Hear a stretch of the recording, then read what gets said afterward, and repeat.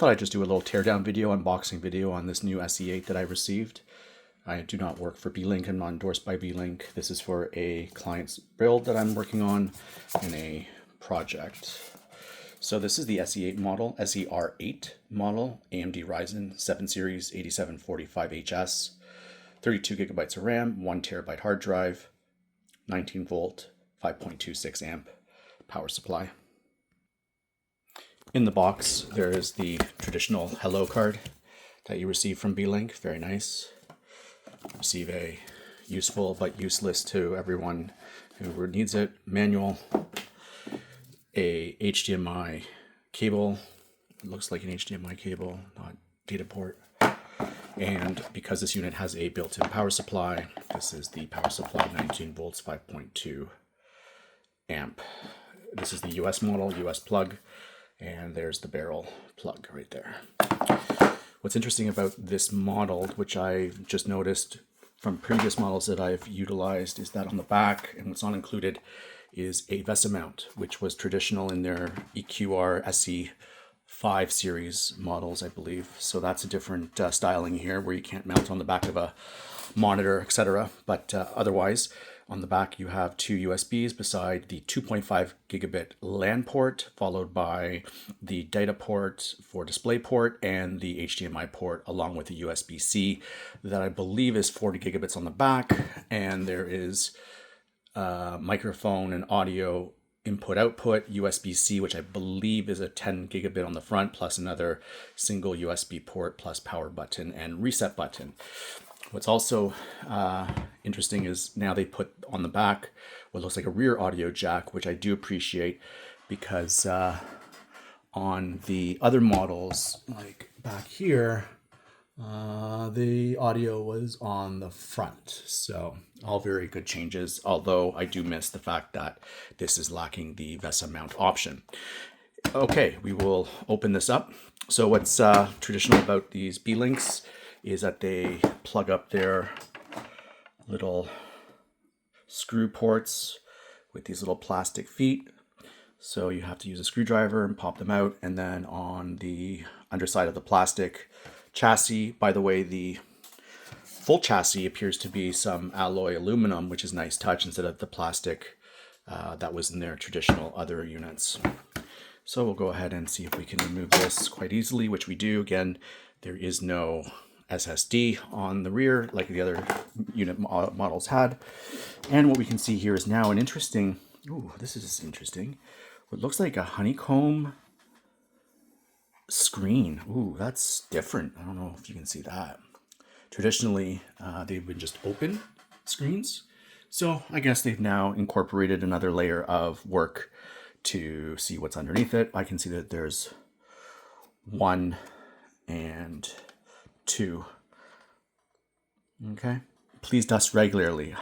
That's funny. I guess if you never opened it, you would never notice that. But in any case, I can see this being a problem for units in the future, where fans will definitely suck in the dust. As a matter of fact, I'm almost considering just removing this and not putting it back, because I'd rather have a full flow-through unit and eat all the dust it can, and then replace the fan in the future, as opposed to having to dust this routinely, where I'm going to be placing this in the data center. Anyway, I will pause it for now. I will remove the screen filter and I will be right back. Okay, so with the dust filter removed, we can now see that it is a perforated style dust filter. It is definitely not honeycomb. It's just, it looks like perforations of little dots. I am not putting this back, actually. I am going to leave it wide open so it has full airflow. What's interesting about this, we can see, I will turn it around so this is the front of the unit. Okay. Looks like we have 2 NVMe slots covered by a nice aluminum heatsink. I do like that. That's a nice touch, actually. As you can see in this one, it just has a single small heatsink there. Yeah.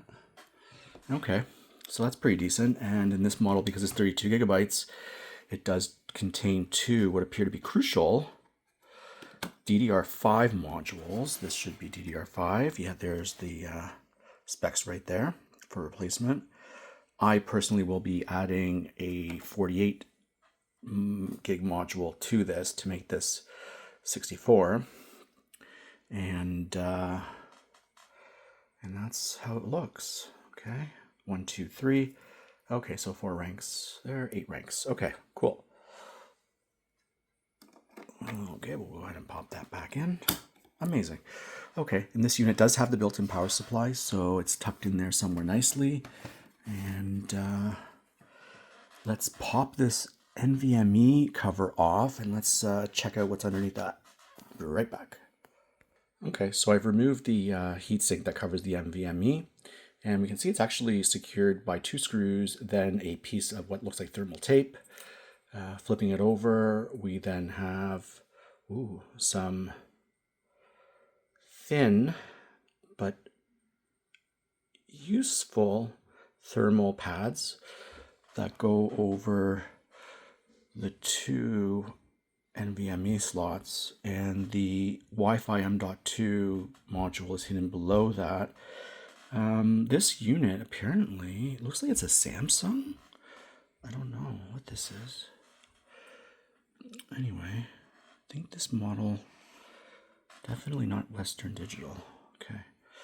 I'm not going to take out the NVMe just because of, it's probably crucial then, I guess, because it has the Fission chipset on there. But anyway, all good. There's the model number, Mac, I guess, date code, version history, I guess, for the BIOS. Not really much else to do on here, but I have to say that this build is pretty slick. I mean, everything is very nicely contained. They've definitely hidden things nicely. The fan obviously is way tucked down underneath there. You can see that right in there. So getting to the fan in the future might be a bit of a challenge, but I do see 1, 2 accessible screws. I don't know if I see any others in there. But anyway, I guess if I have to replace the fan in the future, it's going to be taking this thing apart.